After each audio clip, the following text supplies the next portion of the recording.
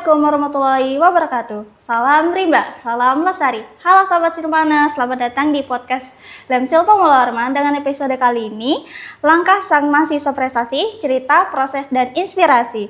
Seperti biasa, saya Yuni Andriani bakal menemani kalian dengan obrolan hangat dan penuh inspirasi dengan narasumber yang luar biasa. Hari ini spesial banget, karena kita kedatangan narasumber kita, pemenang Pilmapres 2025 tingkat Fakultas Kehutanan dan Lingkungan Tropis. Langsung saja kita sambut Atna Dina. Halo, gimana kabarnya Atna? Alhamdulillah baik. Makasih ya sudah datang di podcast Lem Cilpa ini. Aku juga terima kasih atas kesempatannya. Ya, sama-sama. Jadi sebelum kita ngobrol lebih lanjut, mungkin boleh kenalan dulu nih siapa namanya, nama lengkapnya, habis itu angkatannya berapa, dan apa sih akhirnya ngebuat kamu sampai ikut Pilmapres PKLT 2025 ini? Oke, halo, perkenalkan nama saya Atna Dina Nursasi Ramadhani, saya dari angkatan 2023. Oh, langsung masuk ke pertanyaan ya. Oke, jadi pertanyaan kenapa nih kalau misalkan kita tanya tentang hal yang mendorong. Untuk pertama yang memotivasi diri saya untuk bisa bergabung dan juga mengikuti kontes ini adalah motivasi dari diri saya sendiri, karena sedari kecil orang yang memang suka sekali untuk mencoba hal-hal baru dan mencoba tantangan. Karena menurutku selagi kita masih sehat, selagi kita tuh masih muda, kita tuh selalu punya hal-hal baru untuk dicoba setiap harinya agar diri kita itu berkembang. Kemudian kalau dari dorongan, tentunya dukungan dari orang-orang sekitar itu penting sekali, terutama dari rekan-rekan, teman-teman dari Fakultas Kehutanan Lingkungan Tropis, kemudian juga dari keluarga, terutama dari orang tua saya tuh mendukung sekali. Orang tua dan juga teman-teman tuh pada bilang kalau misalkan, oh ini nih ada kegiatan ini nih, kamu harus coba karena kami rasa kamu mampu untuk mengikuti kegiatan itu. Jadi melihat bahwa orang-orang di sekitar saya juga percaya pada diri saya, maka saya berpikir bahwa maka saya harus percaya pada diri saya juga. Dan saya pikir kenapa tidak untuk mencoba keluar dari zona nyaman dan mulailah untuk mengikuti kegiatan ini. Oke, baik. Langsung ke pertanyaan duanya ya.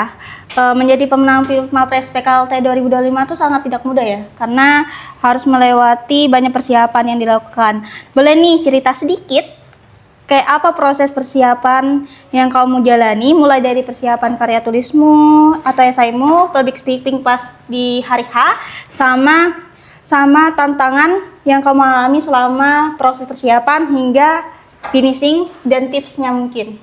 Waduh, banyak ya pertanyaannya, mungkin kita bedah satu-satu kali boleh. Karena untuk persiapannya itu sebenarnya cukup panjang dan juga cukup emosional, tapi mungkin kita bahas nih dari secara teknisnya, dari panduan yang ada. Tentunya kita harus memenuhi ya persyaratan yang ada. Pertama mungkin dari karya tulis. Untuk membuat suatu karya tulis itu yang pertama tentu saya harus lakukan adalah melakukan riset terlebih dahulu.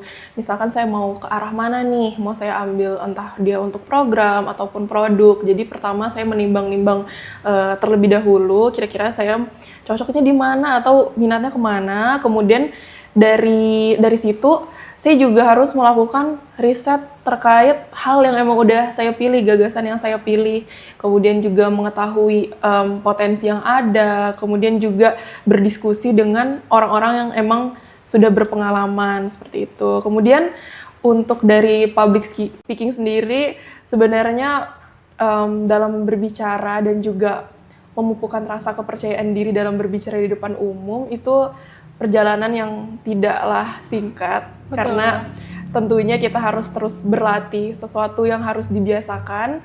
Cuman untuk dalam hal Pilmapres sendiri itu saya tentunya melihat video-video dari YouTube bagaimana para Pilmapres yang sebelum-sebelumnya ini dari berbagai universitas tuh saya sempat nontonin, pembawaannya seperti apa ya, kira-kira penilaiannya seperti apa. Dan lucunya sedikit nih, waktu itu saya malamnya untuk persiapan, saya sempat bersama beberapa teman saya itu nginap di rumah teman saya. Jadi kami latihan berbicara segala macam, seakan-akan mereka itu sebagai audiens saya.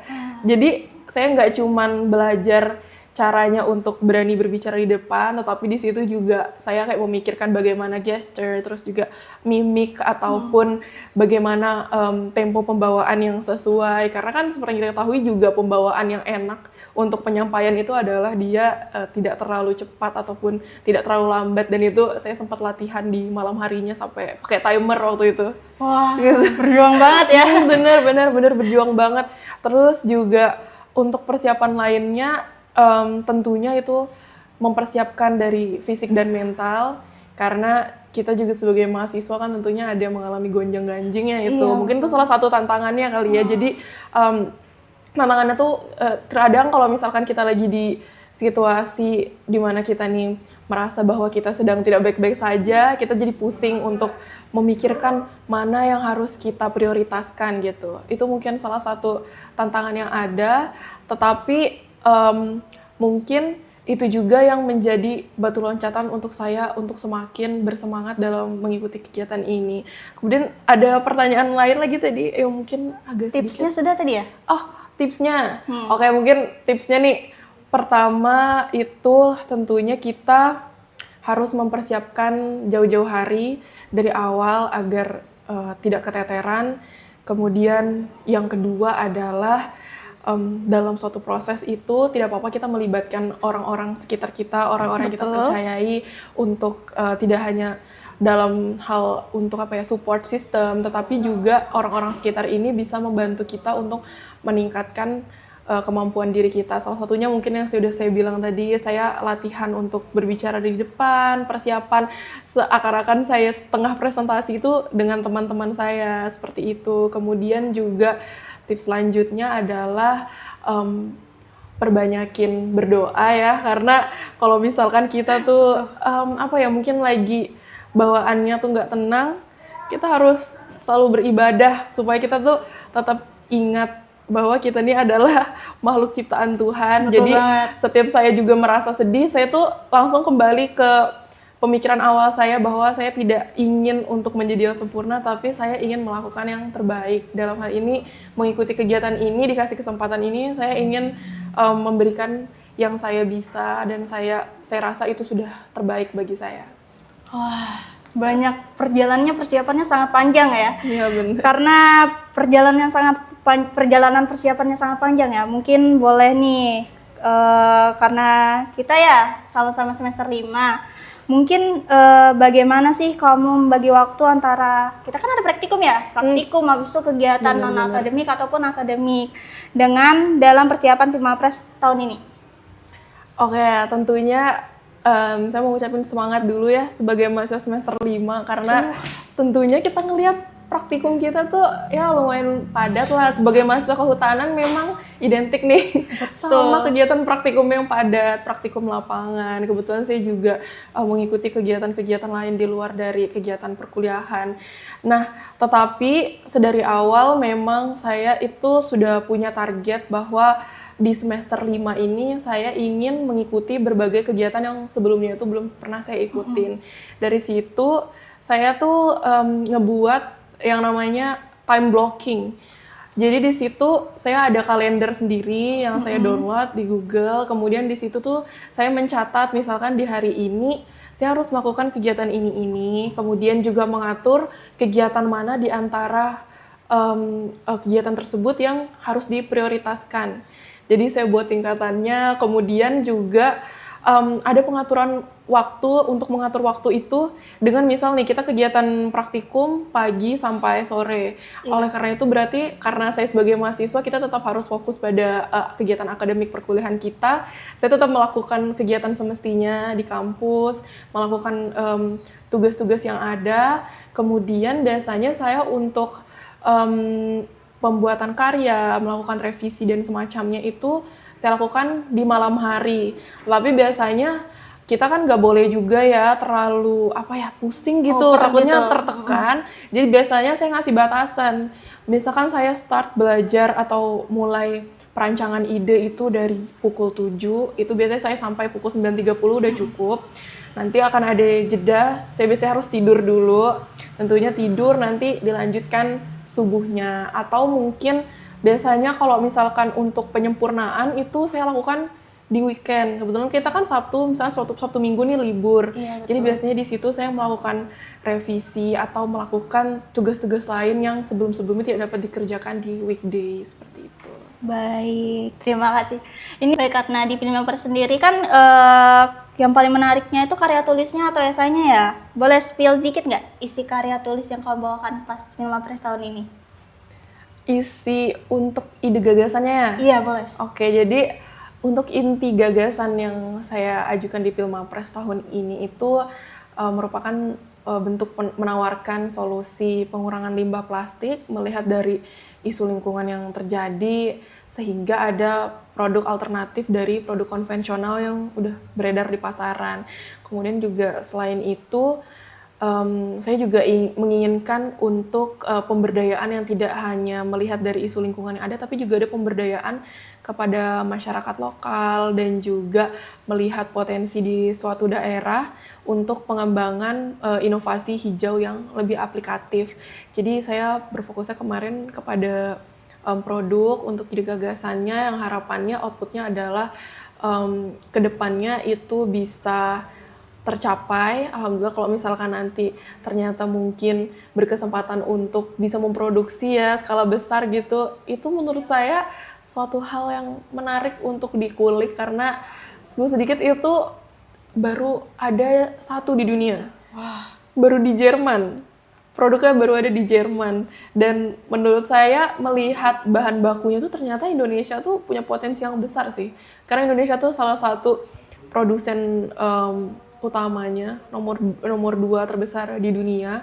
Jadi menurut saya ngelihat dari situ kita punya potensi yang ada yang bisa dikembangkan untuk dibuat jadi produk alternatif yang biodegradable. Jadi inti gagasan saya kemarin mengenai hal tersebut. wah, terima kasih. Ini last question ya, mungkin dari Adna ada pesan nih untuk Silparnas dan mahasiswa PKLT khususnya nih yang pengen ikut Filmapres tahun depan atau sekedar pengen berkembang. Mungkin ada pesan untuk teman-teman. Oh, kayak pesan buat teman-teman ya, terutama juga ini tuh pesan saya berikan kepada adik-adik sekalian yang banyak sekali bertanya kepada saya. Saya senang sekali kalau misalkan kalian ingin mengajak saya untuk ngobrol atau berkomunikasi, saya sangat welcome. Saya ingin mengatakan bahwa kita harus enjoy the process karena setiap hal yang kita lakukan itu kita akan bisa merasakan suatu makna, mendapatkan suatu makna dan juga mendapatkan manfaatnya ketika kita dapat menikmati apa yang kita lakukan. Jadi pertama adalah kita harus menikmati hal yang udah kita lakukan.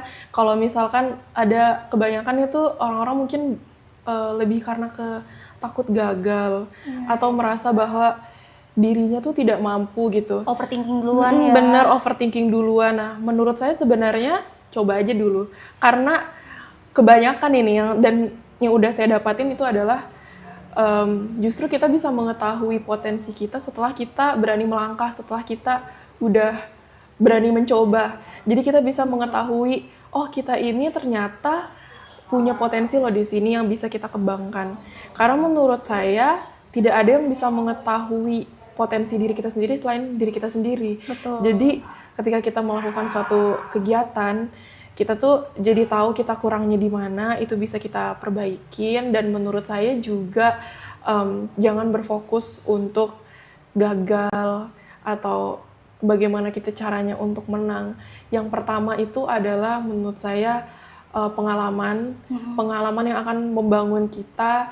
Dan juga sejauh ini menurut saya orang-orang yang misalkan saya mengikuti suatu perlombaan atau semacamnya itu orang-orang yang sudah berani untuk mengajukan diri sebagai peserta itu adalah seorang pemenang menurut saya. Karena tidak mudah untuk melalui proses tersebut dan menurut saya itu adalah salah satu hal yang harus kita siapkan sebagai para pemuda-pemudi di negara kita agar kita bisa tahu potensi diri kita sendiri dan kita bisa dapat terus berkembang.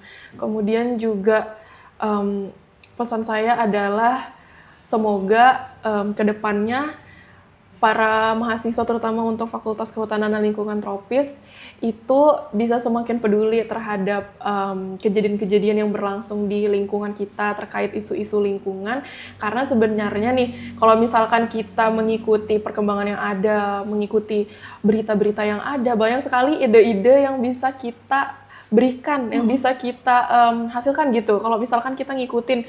Karena sebenarnya ya isu-isu lingkungan, apalagi kalau misalnya kita lihat berita sekarang ya, itu kan lagi kejadian di mana-mana. Itu sebenarnya tuh kalau kita lihat lagi dari celah-celah yang ada, oh ternyata nih bisa loh kita mungkin mengembangkan ini dengan dasar materi yang udah kita dapat di perkuliahan, seperti itu. Terima kasih banyak. Wah, luar biasa banget ya obrolan kita hari ini. Tidak terasa juga kita di akhir podcast dan penghujung podcast Lemsil Pemuluharman. Lemsil Pemuluharman Kabinet Habib Raya 2025-2026. Harapannya dari podcast ini kami dapat menyalurkan ke teman-teman Silparnas atau teman-teman mahasiswa Fakultas Kehutanan dan Lingkungan Tropis mendapatkan manfaat dan inspirasinya.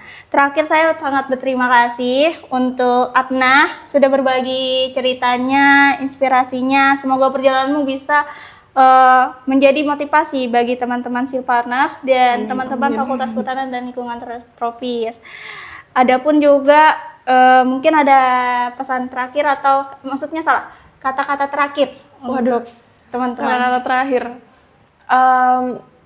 Untuk teman-teman sekalian, semangat karena kita sama-sama berjuang di sini. Menurut saya tidak ada salahnya kalau kita bisa saling berkomunikasi, saling mencoba. Kalau misalkan dari teman-teman sekalian ada yang tengah merasa mungkin gundah gulana, baik mungkin dari kayak pertengahan semester lagi ngejalanin perkuliahan, saya harap teman-teman dapat menikmati proses yang ada dan yakin bahwa setiap dari teman-teman itu memiliki kemampuan dari dirinya sendiri yang kedepannya itu akan berguna tidak hanya bagi diri sendiri tapi juga bagi masyarakat dan lingkungan. Intinya semangat terus, jangan pernah putus asa, belajar yang benar ya, dan juga nih dengerin dosen-dosen kalau menjelaskan di kelas itu juga penting sekali. Jadi menurut saya itu ya, jadi pokoknya semangat. Oke, baik. Karena sudah di akhir kata-kata Atandina sudah memberi semangat untuk kita mahasiswa-mahasiswa yang pengen berjuang seperti Atandina di Pimapres ataupun kalian mau berkembang di tempat yang lain, jangan lupa semangat dan doa terus guys. Saya Yuni Andriani dan saya akhiri. Wassalamualaikum warahmatullahi wabarakatuh. Salam Rimba, salam Lestari.